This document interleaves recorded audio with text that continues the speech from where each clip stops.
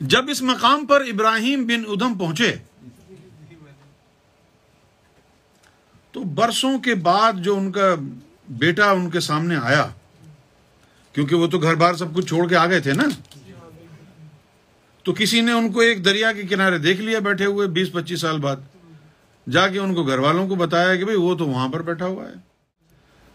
جو چھوٹا بیٹا تھا، جب بہت ہی چھوٹا تھا اس کو چھوڑ کے آ گئے تھے، جب وہ سامنے آیا تو اس کو انہوں نے گلے سے لگا لیا محبت سے۔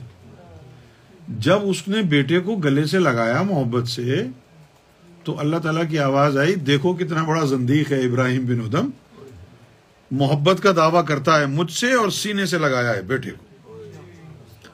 اللہ کی فوراً آواز آ گئی، انہوں نے فوراً جدا کر دیا اور کیا کہا، اے اللہ جو تیرے اور میرے بیچ میں راستہ بنے اسے ختم کر دو۔ بیٹے نے یہ لفظ سنے اور اس کی جان نکل گئی۔ تو ایسا آدمی جس کے ساتھ یہ یعنی درجہ کمال پر پہنچ جائے، وہ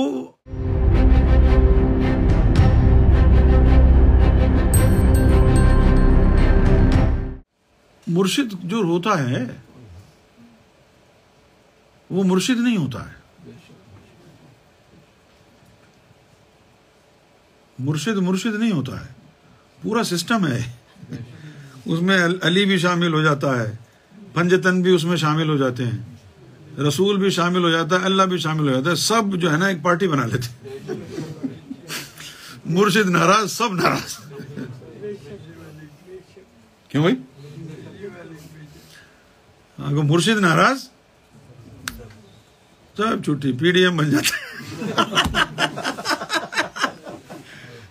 پوری جماعت بن جاتی، کہاں جا کے سر پھوڑے آدمی۔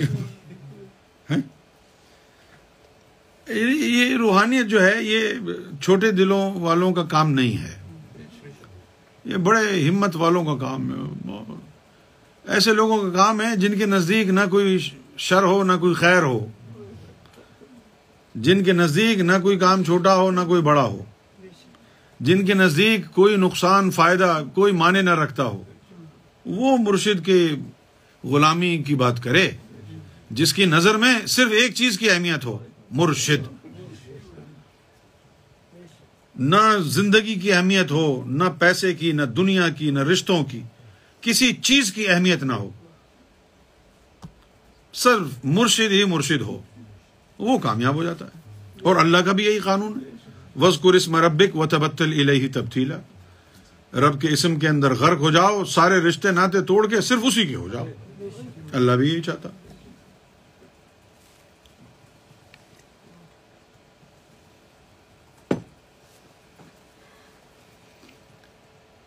اچھا، آدمی لگا رہتا ہے اللہ اللہ میں لگا رہتا ہے، مرشد کے پاس بھی آتا جاتا رہتا ہے، چھوٹے چھوٹے امتحان ہوتے رہتے ہیں۔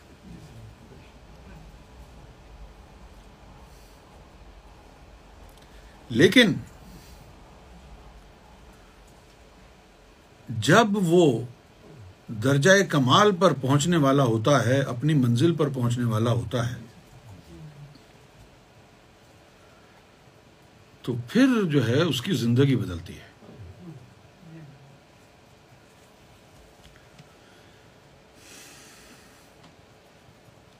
دیکھو، بزرگان دین نے بھی کہا کہ سر دتیاں جے یار ملے تے سر دیون کی کس ہے، سر دتیاں جے یار ملے تے سر دیون کی کس ہے، یار ملے لجپال ملے تد یاری لاون چس ہے۔ تو جب درجہ کمال پر انسان پہنچتا ہے، منزل پر پہنچتا ہے، اب یہ بات بڑی دردناک ہے، یہ ایک مسئلہ ہے جس مسئلے کو لوگ سمجھتے نہیں۔ جب درجہ کمال پر انسان پہنچنے والا ہوتا ہے تو پھر اس کا جو ہے امتحان ہوتا ہے۔ کیا امتحان ہوتا؟ مانے یا نہ مانے آپ،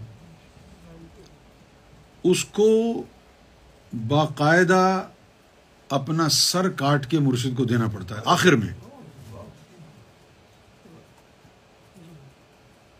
اور اس وقت اس کی موت واقع ہو جاتی ہے. اچھا یہ سب کے ساتھ نہیں ہوتا ہے، میں درجہ کمال کی بات کر رہا ہوں. آپ درجہ کمال سمجھتے ہیں نا؟ آخر ٹاپ و ٹاپ. یہ ذاکر قلبی، ذاکر سلطانی ولیوں کے ساتھ ایسا نہیں ہوتا ہے، یہ اس سے آگے کی بات ہے. اب ایسا نہ سمجھیں کہ بھئی شکیل کہے جی میرا بھی سر کٹنے والا ہے، پھر جے ڈی کہے جی میرے تو بیوی بچے بھی لندن آ گئے ہیں اب سر کاٹ رہے ہو.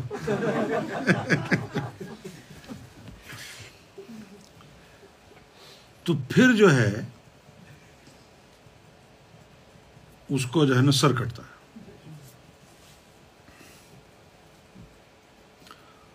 اور سر کٹنے کے بعد اس کی موت واقع ہو جاتی ہے. پھر مرشد جو ہے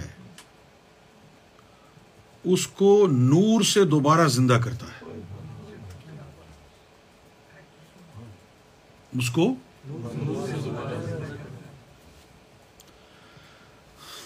سمجھ گئے آپ؟ اس کا حدیث میں ذکر آیا کہ بندہ اضافی عبادت کے ذریعے میرا قرب حاصل کر لیتا ہے. جب کوئی میرا قرب حاصل کر لیتا ہے تو اس کو مجھ سے اور مجھے اس سے محبت ہو جاتی ہے. جب کسی کو مجھ سے اور اس کو مجھ سے ہو جائے، مجھے اس سے ہو جائے، تو میں جو ہے پھر اس کو قتل کر دیتا ہوں. جب میں اس کو قتل کر دیتا ہوں تو پھر اس کی خون بہا مجھ پر لازم ہو جاتی ہے. پھر اس کی خون بہا جو ہے دیت، وہ یہ ہے کہ میں پھر اسی کا ہو جاتا ہوں. جب میں اس کا ہو جاتا ہوں تو میں اس کے ہاتھ بن جاتا ہوں جس سے وہ پکڑتا ہے، میں اس کے پاؤں بن جاتا ہوں جس سے وہ چلتا ہے، میں اس کی زبان بن جاتا ہوں جس سے وہ بولتا ہے. یہ حدیث شریف میں ہے. یہ معاملہ اس وقت ہوتا ہے جب اس کو سر اس کا کاٹا جاتا ہے. جب اس کا سر کٹ جاتا ہے تو مرشد جو ہے وہ سر کٹتا ہے تو پھر کیا ہوتا ہے؟ وہ حوصلے سے سننا. پھر اس کا دنیا کے تمام رشتوں سے ناتا رشتہ ٹوٹ جاتا ہے. نہ وہ اب کسی کا شوہر ہے، نہ وہ اب کسی کا باپ ہے. باوجود اس کے کہ وہ شوہر کی ذمہ داری نبھائے تو نبھائے، مرضی ہے اس کی، اللہ کی طرف سے نہیں. اللہ کی طرف سے یہ تیری مرضی ہے، ابھی بھی شوہر کی ذمہ داری نبھائے تیری مرضی، نہ نبھائے تیری مرضی. بات ختم ہے ہماری طرف سے. ہماری نظر میں نہ تو کسی کی بیوی ہے، نہ تو کسی کا شوہر ہے. ہماری نظر میں نہ تو کسی کا باپ ہے، نہ تو کسی کا بیٹا ہے. ہماری نظر میں تو ہمارا ہے، ہم تیرے ہیں. اب جب یہ سر قلم ہو گیا، اب وہ رشتے ناتے ختم. اب وہ جب رشتے ناتے ختم ہو گئے، اب نہ بیوی کے لیے وہ پیار رہا. اب وہ شکایت کرے کہ یار یہ پتہ نہیں کسی اور کے چکر میں تو نہیں. نہ اولاد کے لیے وہ چیز رہی، نہ کسی رشتہ دار کے لیے وہ چیز رہی. اب وہ لوگوں کو کیسے سمجھائے کہ میں وہ نہیں ہوں؟ اب وہ لوگوں کو کیسے بتائے کہ وہ میں نہیں ہوں؟ جو کبھی تمہارے ساتھ رہتا تھا، تمہارا باپ تھا، تمہارا بیٹا تھا، تمہارا بھائی تھا، تمہارا شوہر تھا، بیوی تھی، میں وہ نہیں ہوں. اندر سے جذبات بھی نہیں رہے. اچھا اب کیا ہوا پھر؟ جب وہ شخص اس مقام پر پہنچ جاتا ہے، اللہ اس کو مار دیتا ہے اور پھر اس کو دوبارہ زندہ کرتا ہے،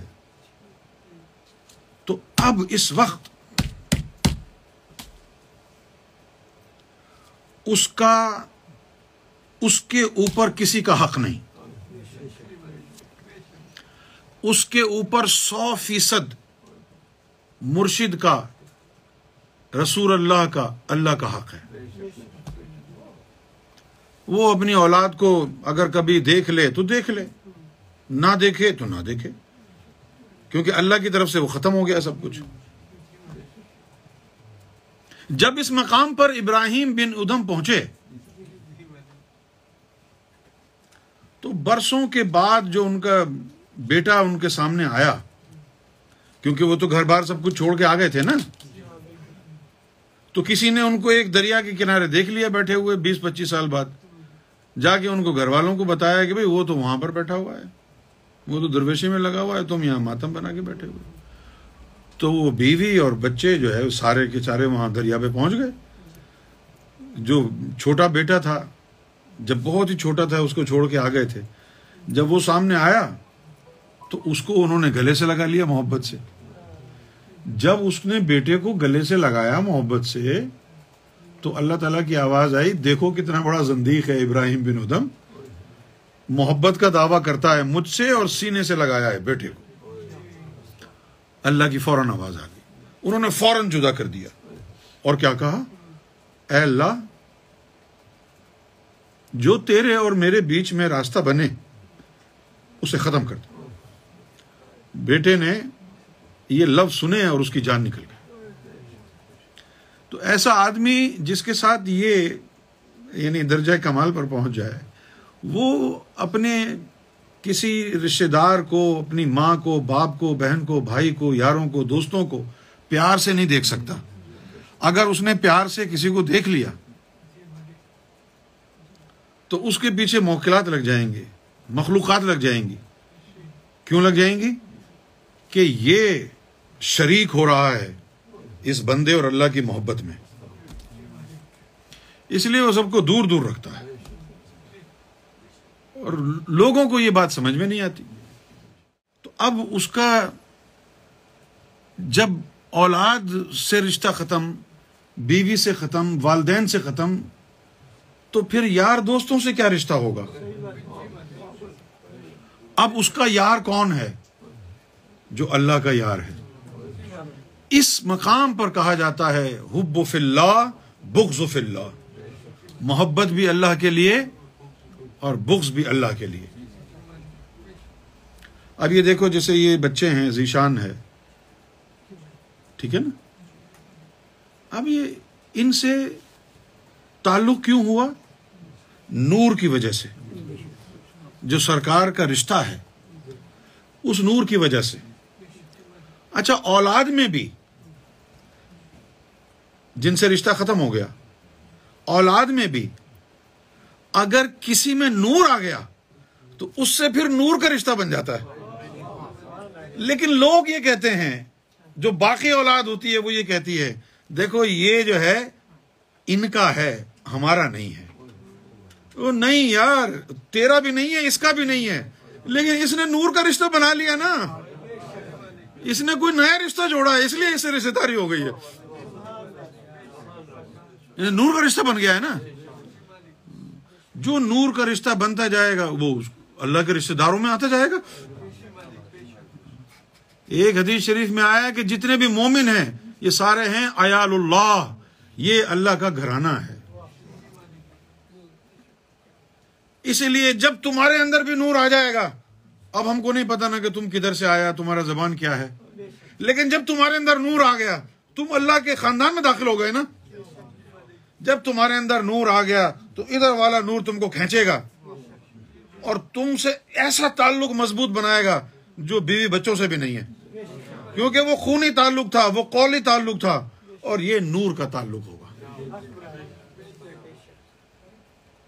سمجھ میں آیا بات؟ تو انسان جو ہے جب اللہ کا ہو جاتا، اللہ کا اس طرح ہوتا ہے کہ اب اللہ اس کو اپنے لیے زندہ کرتا ہے۔ وہ کہتا ہے کہ میں نے اب تجھے اپنے لیے زندہ کیا ہے، اب تیری زندگی ختم ہے، تو مر گیا ہے، بتا دے سب کو کہ تو ان کے لیے مر گیا ہے، اور واقعی مر گیا ہے۔ اس کے بعد اگر وہ رب کے راستے میں، رب کے مشن کے علاوہ کسی اور کو توجہ دے، کسی اور کے اوپر وقت گزارے، تو پھر اللہ تعالیٰ کی پکڑ میں آ جاتا ہے، پھر اللہ تعالیٰ کی ناراضگی میں آ سکتا ہے۔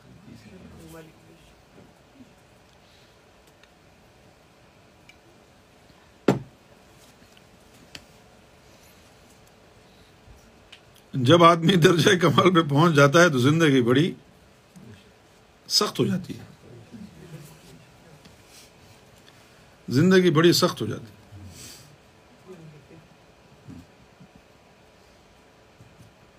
پھر وہ کیا کرتا ہے، ہر معاملے میں ترجیح نور کے رشتوں کو دینی ہے، اولاد کو نہیں دے سکتے اگر ان کا نور کا رشتہ نہیں ہے۔ پھر وہ کہتے ہیں دیکھو جی غیروں کو دے رہے ہیں اور اپنی اولاد کو بھوکا مارا ہوا ہے، اور تو ہماری اولاد کے پاؤں ٹوٹے ہوئے ہیں، ہاتھ ٹوٹے ہوئے ہیں، تجھے کس نے کہا ہے کہ بھوکا رہے؟ اچھا، اس کے بعد آدمی بھول بھی جاتا ہے بہت سی چیزیں، اس کے بعد جو ہے نا وہ بھول جاتا ہے، اس کی حرکتیں، اس کی عادات، اس کے اطوار تبدیل ہو جاتے ہیں، اس کی سوچ، اس کے جذبات تبدیل ہو جاتے ہیں۔ تو اب وہ چپ کر کے دیکھتا رہتا ہے پھر کہ یار یہ انسان کیسے بیہیو کرتے ہیں، ان کے جذبات، ان کے ریئیکشنز کیا ہوتے ہیں، اس کو نوٹ کرو۔ پھر وہ ان کو کاپی کرتا ہے، ورنہ اس کے جذبات ختم ہو جاتے ہیں، بالکل ختم۔ یعنی کوئی اس کے آگے کان میں کہے ارے یار وہ فلاں آدمی کا انتقال ہو گیا، اچھا یار اللہ خیر کرے گا، دعائیں مغفرت کرا لینا، ہاں بھائی تو بتاؤ، یہ کیا ہے؟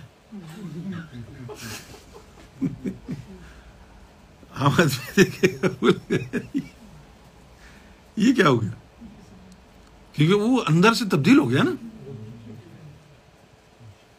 کوئی اس کو آگے بتائے گا یار تمہارے اوپر فتویٰ لگ گیا ہے، تم کو لوگ کافر کہہ رہے ہیں، اچھا چلو ٹھیک ہے اور بولو، اس کو پرواہ نہیں ہے۔ لا خوف علیہم ولہم یحزنون، خوف ہی نہیں کسی۔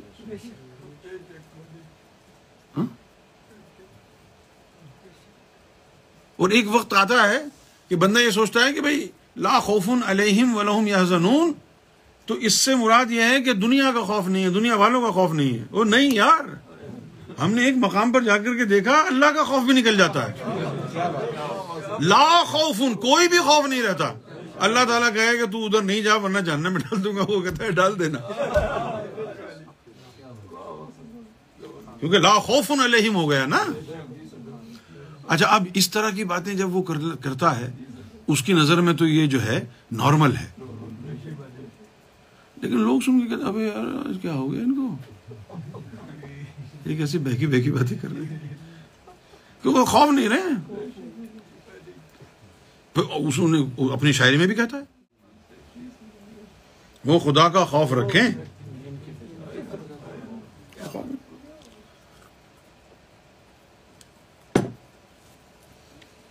اس کو کوئی نبی ولی آ کے کہتا ہے تم جہنم میں جاؤ گے، وہ گالی دے کے بھگا دیتا۔